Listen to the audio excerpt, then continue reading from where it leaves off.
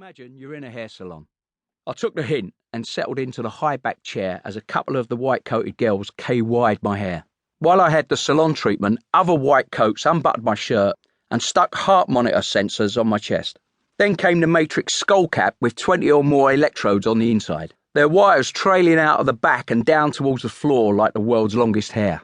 This was the EEG, electroencephalogram, recording equipment, Kev explained. The device that measured the electrical activity in my brain. The two girls squashed it down around my head so all the electrodes made contact with the KY jelly. Another white coat wrapped Velcro around my fingers with wires that went into a yellow box on the table.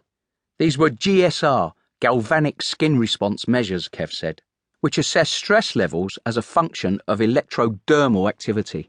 By the time all these students had finished, I looked like I was trapped inside a giant telecom junction box. I feel like Hannibal Lecter in here, I laughed. Kev laughed back, a lot more than he should have as he let go of the headset's cans and they slapped against my ears. He leant forwards and shouted as if the headset had blocked out the world completely. Mate, you're going to be seeing the sort of handiwork he would have been proud of in a minute. I'm getting into professor mode now, so I'm binning the jokes. Nothing personal, know what I mean?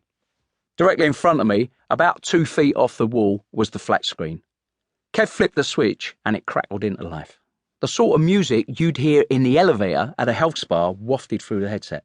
Silky twilight ripples on a lake filled the screen in front of my eyes. It was like watching an advert for incontinence pads. Okay, Kev's voice, in white coat mode, was now coming through the headset. Andy, right now, on the screen in front of you, you can see a tranquil, restful scene, which is presently being accompanied by this lovely, relaxing music. All good, isn't it?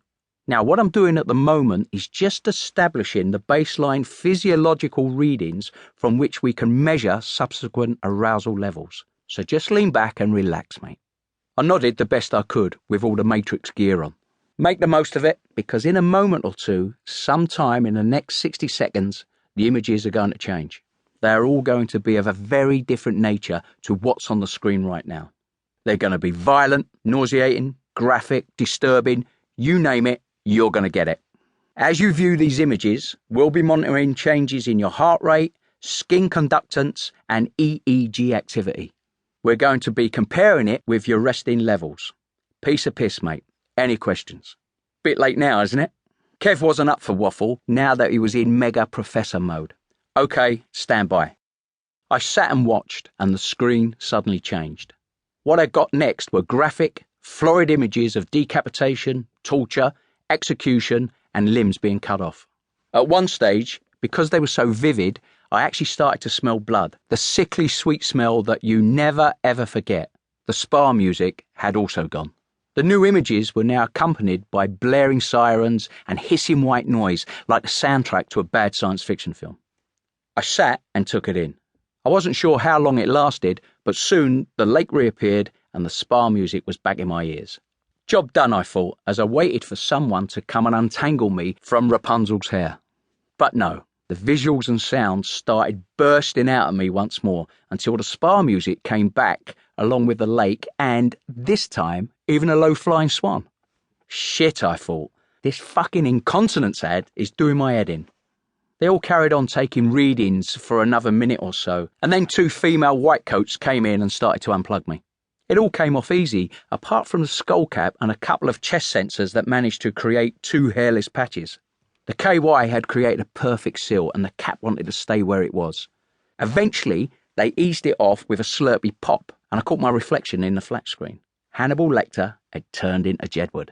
By the time I got off the seat and went over to the table to join Kev, the printers were humming and he was busy studying paper readouts along with the monitors.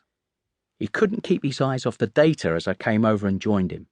Normally, I ask volunteers if they feel okay and offer them a coffee. But mate, looking at these readings, I think it's me who needs one. I'll still have one anyway, I said. Milk, no sugar. He didn't look up.